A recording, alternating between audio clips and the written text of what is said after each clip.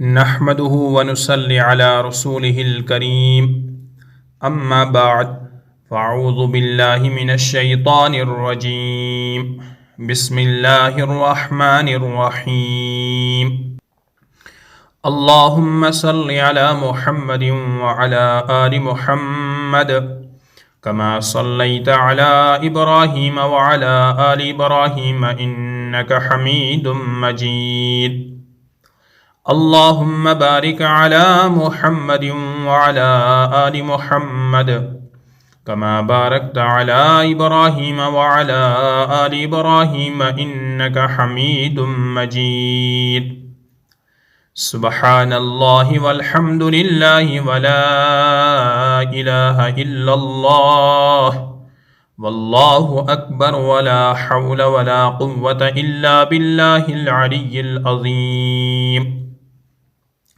السلام علیکم ورحمۃ اللہ وبرکاتہ۔ محترم سامعین و ناظرین کرام، مجھے امید ہے کہ آپ سبھی حضرات اللہ کے فضل و کرم سے عافیت سے ہوں گے۔ میں اللہ سے ہمیشہ دعا کرتا ہوں کہ اللہ آپ کو ہمیشہ خوش و خرم رکھے اور دونوں جہان میں ہر ایک کو کامیابی نصیب فرمائے۔ السلام علیکم ورحمۃ اللہ وبرکاتہ۔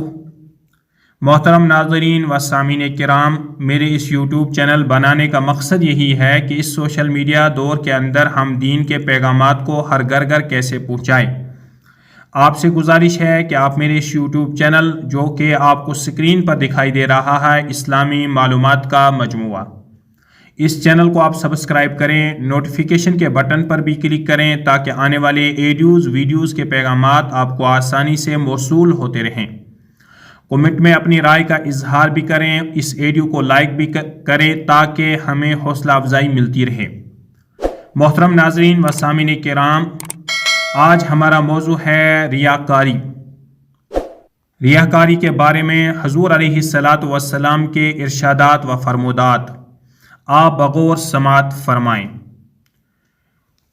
دکھانے کے لیے عمل کرنے کا انجام۔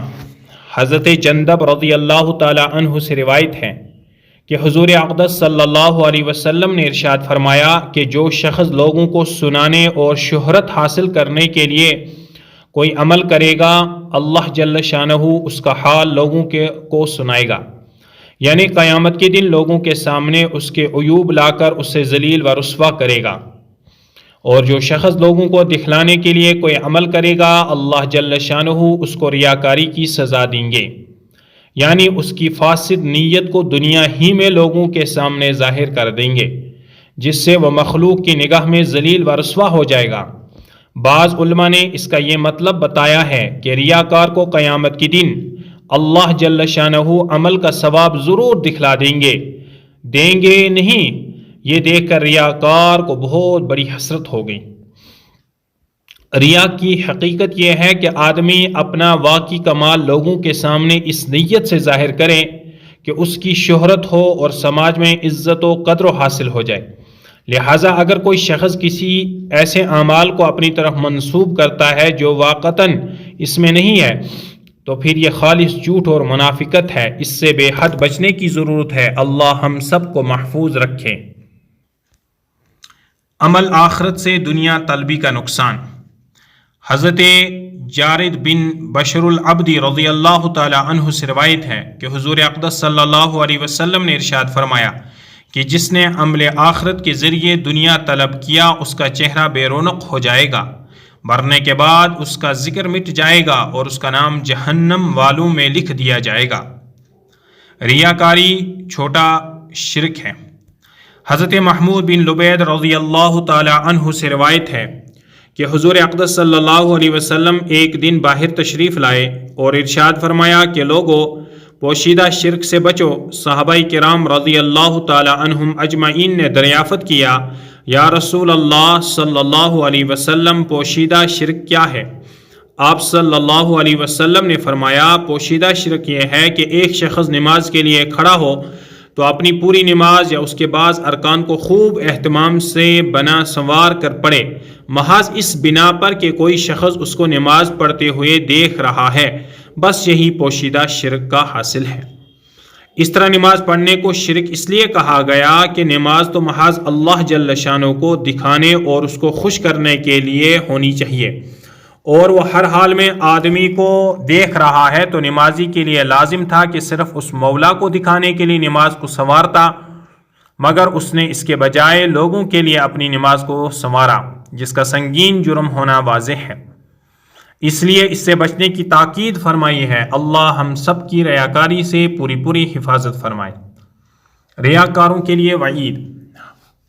حضرت ابو سعید اور ابو فضالہ رضی اللہ تعالی عنہما سے روایت ہے کہ میں نے رسول اقدس صلی اللہ علیہ وسلم کو یہ ارشاد فرماتے ہوئے سنا کہ جب اللہ جل شانہ اولین و آخرین یعنی تمام انسانوں کو قیامت کے دن، جس دن کے آنے میں کوئی شک نہیں، جمع فرمائیں گے، تو اللہ کا ایک منادی پکارے گا کہ جس نے اللہ کے لیے کیے ہوئے کام میں کسی کو شریک کیا تھا، اس کو چاہیے کہ اپنے عمل کا ثواب اسی سے طلب کرے، کیونکہ حق تعالی شانہ شرک کے بارے میں تمام شرکاء سے زیادہ بے نیاز ہے۔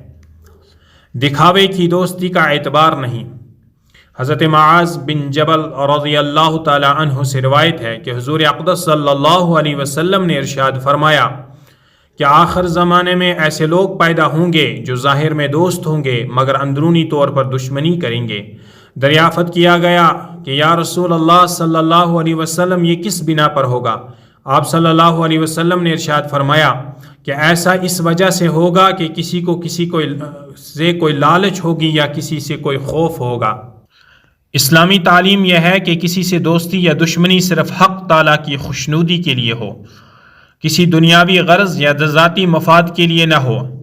لہٰذا جو لوگ صدق و اخلاص کے بجائے اغراض فاسدہ اور خواہشات نفسانی کی بنا پر کسی سے الفت یا دشمنی کا اظہار کرتے ہیں، ان کی دوستی یا دشمنی کا کوئی اعتبار نہیں۔ ایسے لوگوں سے چکنا رہنے کی ضرورت ہے، ورنہ شدید نقصان کا اندیشہ ہے۔ محترم ناظرین و سامعین کرام، اس مختصر سی ایڈیو کو یہیں پر مکمل کرتے ہیں۔ دینی پیغامات کو آپ سننے کے لیے اس چینل کو سبسکرائب کریں، نوٹیفیکیشن کے بٹن پر بھی کلک کریں اور کمنٹ میں بھی اپنی رائے کا اظہار کریں۔